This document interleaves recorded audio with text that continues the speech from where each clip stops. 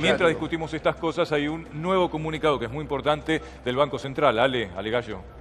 Sí, efectivamente, acaba de salir un comunicado de política monetaria del Banco Central que no tiene diferencias respecto de lo que ya se conoce. Es decir, lo que está haciendo es ni más ni menos que poner por escrito, formalizar, digamos, las normativas que van a empezar a regir cuando abra el mercado a partir del lunes. Es decir, esta banda efectivamente de flotación y las posibilidades, solo aquellas que superen esa banda o bajen por esa banda, que tendrá el Banco Central para intervenir sin el uso de reservas. Y también hay un dato político que me parece importante, aunque está puesto sobre el final del comunicado, que es que ratifica la nueva mesa chica, si ustedes quieren, que va a tener Guido Sanlaris, el titular del Banco Central. Mantiene al actual vicepresidente primero, traslada desde Economía a Gadano, que es un técnico de muchísima confianza de Duhovne y de él mismo, digamos, que fue la mano derecha de Duhovne en el inicio de la negociación con el fondo, y confirma que va a tener como vicepresidenta segunda a Rapaport, que es la primera vez que va a haber una economista que viene de Londres, compañera de él de estudios, y es la primera vez que el Banco Central en toda su historia va a tener una directora mujer. La primera vez. En toda su historia, ahora, chicos, para los que dicen que la igualdad de oportunidades está ojalá saldada, quizá nos va un poco mejor. Ahora, ¿se acuerdan cuando hablaba Cambiemos de la independencia del Banco Central? Estaba pensando en lo mismo, siendo que el propio Sanlaris es un hombre de máxima confianza de Duhovne, absoluta. Sí, fue funcionario. O sea. Exactamente, hombre además con una pata en la Unión Cívica Radical. Institucionalmente es independiente. Lo que pasa es que, en este país... Caputo era también funcionario del Gobierno Nacional y fue al Banco Central. Pero ¿no te acordás cómo echaba Martín Redrado? La independencia es funcional, no es personal. Tuvo que ir con un escribano a la puerta del banco. Acá la dependencia ni siquiera del Gobierno Nacional, es peor. Si no es una memoria selectiva que tenemos. Redrado se atrincheró y no quería irse. Lo quería echar la presidenta. Hay otra particularidad de los presidentes del Banco Central, ¿no? En la Argentina, que es que la mayoría son muy pocos los que efectivamente han sido ratificados por el Senado. Claro. Como es una silla eléctrica, en general se terminan renunciando antes de que el Senado cumpla con los plazos establecidos para Mercedes Marcó del Pont estuvo toda su gestión, que fueron muchos años, en comisión. Igual también, que Luis Caputo, que estuvo ahora también en comisión. Ahora, hoy dice, para que ustedes vean a dónde ha llegado Argentina, un diario que es oficialista, el diario Clarín, lo digo claramente, saca un artículo hoy, creo que es Marcelo Bonelli, que dice claramente cómo hubo una disputa en Estados Unidos por ver quién se queda con el Banco Central.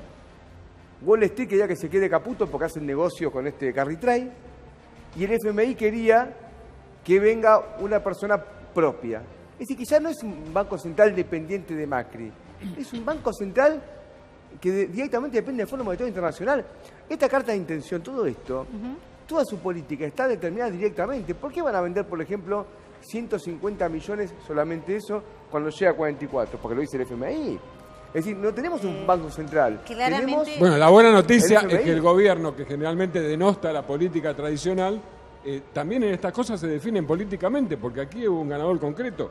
Duhovne, de pasar aquel domingo inolvidable para él en la Quinta de Olivos, termina ratificado con más poder. Aparte está claro, digo que, por ejemplo, fue la conferencia de prensa de Duhovne y Lagarde en Nueva York, inmediatamente le siguió la conferencia de prensa del titular del Banco Central, digamos, la continuidad. Y el mismo Duhovne anunció que iba a venir de cuál iban a ser las medidas, ¿no? También es cierto que la relación que había entre Caputo y Duhovne este último mes, por decirlo de alguna manera, era tremenda, ni siquiera se hablaban. Recordemos que Caputo iba a viajar con él a Washington cuando empieza la renegociación de stand-by y se bajó a último momento, y eso terminó de ser letal para la relación. Y más allá de esa nota que hoy salió en el diario Clarín, el panorama empresario que firma Marcelo Bonelli, también es cierto que Caputo estaba muy aislado en su gestión, muy recluido, se lo consideraba un técnico cercano a los mercados, mientras que a Sanlaris se lo considera más un técnico, digamos, más vinculado a la operación del mercado local. Bueno, vos dijiste que el no viaje de Caputo no era una cuestión de asientos en el avión o algo para el estilo, ¿no? que no era un dato a tener en cuenta en aquel momento. Sí, sí. El tiempo sí. te certificó la No era realidad. que faltaba un Principio del fin, asiento. ¿no? De alguna manera, sí.